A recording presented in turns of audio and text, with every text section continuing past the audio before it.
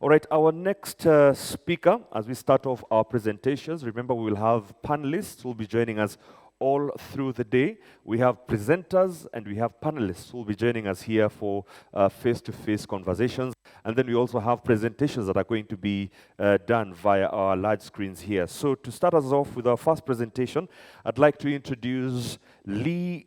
I hope I don't butcher this second name. It's S-Y-S-E. You'll correct me if I'm wrong. Syse, is that correct? Syse. I've seen a few nods. From cloud technology, that is VMware. He's the cloud technology lead, and he's been at this for 8 years in the IT industry, having started out as an IT trainer at CTU Solutions and then moving on to Talk in the same capacity. He holds a level 1 VIT certificate of Chief Information Officer in Management Information Systems, and he also has a CTU Training Solutions Grade 12 certificate. This will be our first presentation. Over to Lee. Thank you very much for that introduction, and really excited to be with you guys today, sharing a narrative around how we as VMware see how businesses are evolving, and our CIOs really need to reimagine how they address certain business challenges as well. So hopefully the content today is of value to the audience. Would love to be with you live today. But just to kick off, I think this is probably a term that is used quite commonly around a lot of presentations and sessions that you guys have been in. And if in a lot of thought leadership type narratives that's been spun is around digital transformation. And digital transformation is a reality for many organizations. There was quite an interesting conversation around the education and how we're enabling our youth and so on. And if you look at a lot of the education streams, digital transformation is becoming quite an important topic as well.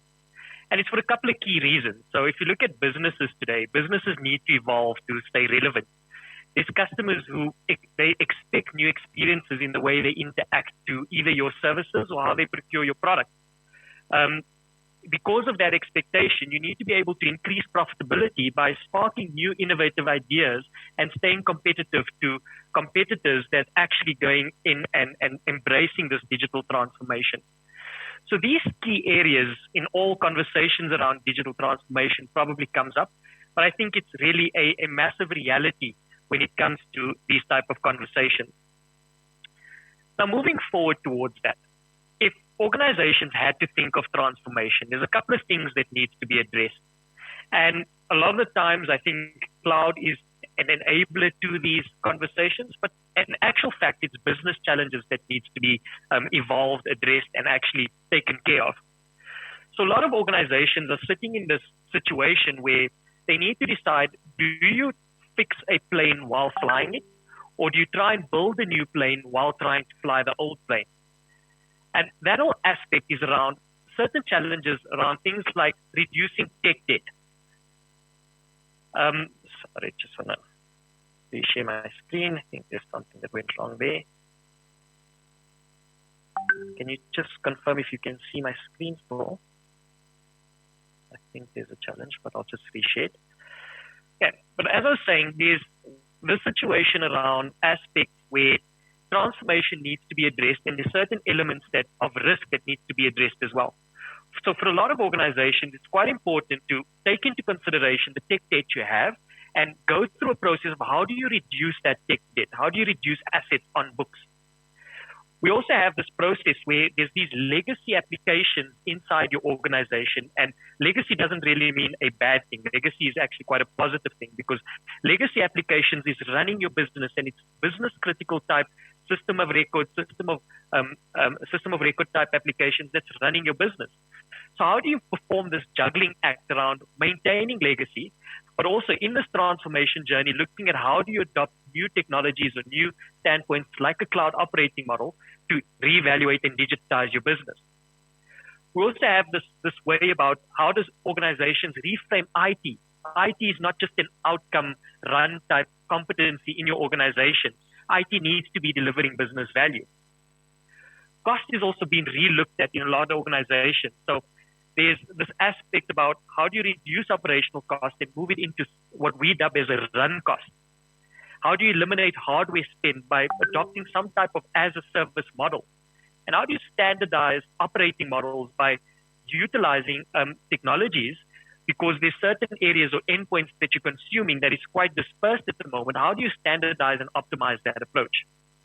So transformation really, and I'll repeat it again, it brings in the situation around, do you fix a plane while trying to fly it?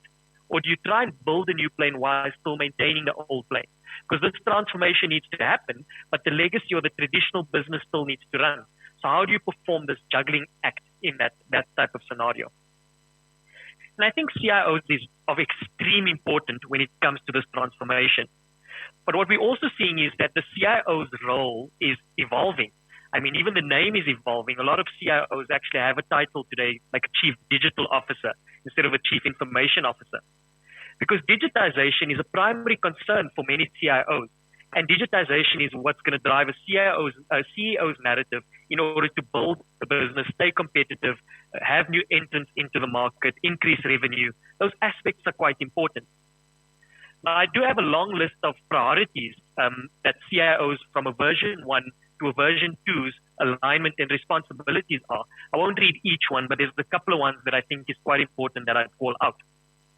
So firstly, a lot of CIOs are looking at a manner of, instead of having assets on your book and owning these assets, how do you get access to assets in a faster way to compete, stay agile, and have a quicker time to market? That is quite an important thing for a lot of CIOs today.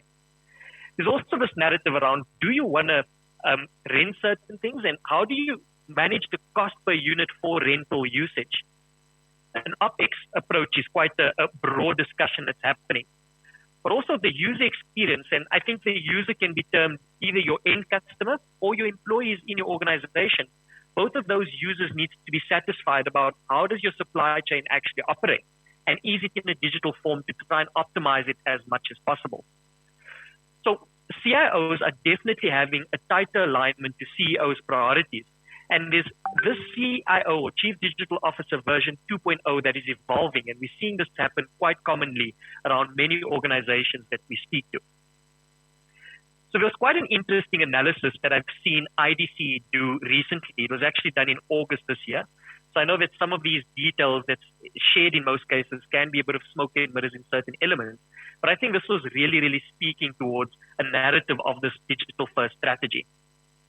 So many people speak about cloud as a endpoint or a journey or a destination that you need to be in, without actually realizing that cloud is actually an enabler to your digital first strategy. Cloud doesn't take you and make you digital. It's how do you consume cloud in order to transform your business, take advantage of the services that's available there to transform your business and make sure that you're having that competitive play in the market.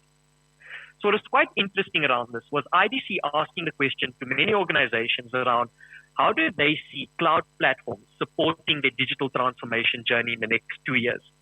And this data was actually run in Africa. So it's very relevant to the SSA or to the African market. And it was very recent as well. So 4% of organizations mentioned that cloud platforms will not play a significant role in their digital transformation strategy, which is quite interesting, and it's quite a low percentage, which is expected. 21% of organizations said that they're going to have this primary cloud type mandate, where they're going to invest in their resources across a single cloud endpoint. The skills, the development efforts is all going to be concentrated towards a primary cloud provider. 33%, however, said that they're not going to invest in a single endpoint for cloud. It's going to be a multi-cloud approach. So the investments are going to be made around skills and resources across multiple clouds and making sure that their staff is enabled in order to consume and innovate in these different endpoints. It was also quite interesting. I think cross-cloud, multi-cloud has a bit of an overlap. But cross-cloud in relation to how do you create an operating model across multiple cloud endpoints. 31% of organizations said that is something that is quite important for them to invest in. Because you're going to have these disparate systems, how do you bring back operating models? How do you bring back unification around cost models, around costing, around many things that these multi-cloud complexities introduce? And only 11% mentioned that they're going to be aggressively using open source in order to drive their digital transformation strategies. It's just quite a small number. And I think there are quite a bit of innovative companies and highly skilled organizations that would take that journey as well. And maybe to end this discussion, I know it wasn't a long discussion, but hopefully the content was relevant. I think VMware positions ourselves quite nicely in order to address the challenges that was raised, and also a lot of the challenges that was mentioned in the event today around sovereignty and so on. But where we see ourselves is supporting CIOs around a cross-cloud services strategy, and that could be in different areas. VMware's vision is to become the Switzerland across clouds when it comes to elements like cloud infrastructure, as an example. We've recently seen partnerships with AWS, Azure, Google, IBM, Oracle, and so on in regard to running a VMware stack inside the cloud for that requirement of customers wanting that cross-cloud services for infrastructure and having the same unified layer running in each endpoint. We've also got a lot of customers that are still investing in our cloud infrastructure in their own private clouds or in their own data centers. We've then got partners who also deliver private cloud as a service in country in a sovereign fashion, and that is around our VMware Cloud Verified badges as well. We've invested heavily in telcos. So telco infrastructures, the whole NAV or the network function virtualization, 5G drive, and so on, is run on VMware infrastructure. And edge is still a major concern as well. On top of that, when it comes to the management of these different endpoints, we've got a strong story that we tell around this. And so with the networking and security as well. Our application platform, we know that in order to drive a digital first strategy, there's new ways of developing your services that needs to be accommodated. And we've invested in ways of bringing together new development frameworks that you as an organization could use to run those new applications, but still have the legacy applications run in the same fashion, but in an as-a-service model to address the OpEx requirements in the slide that was shown earlier. So we're really supporting that juggling act to support both narratives. But quite important as well, we've seen this disparate or this dispersed type mandates around customers or organizations having the employees working quite distributed. And our strategy around making sure that the edge sites and digital workforce is accommodated and can support working comfortably from these edge sites is something that we've invested in heavily as well. So our story really speaks to the concerns that a CIO has or the mandates that a next generation CIO has that aligns to a CEO strategy in order to grow the business. And with that, I would like to thank you for your time today and hopefully the content was relevant.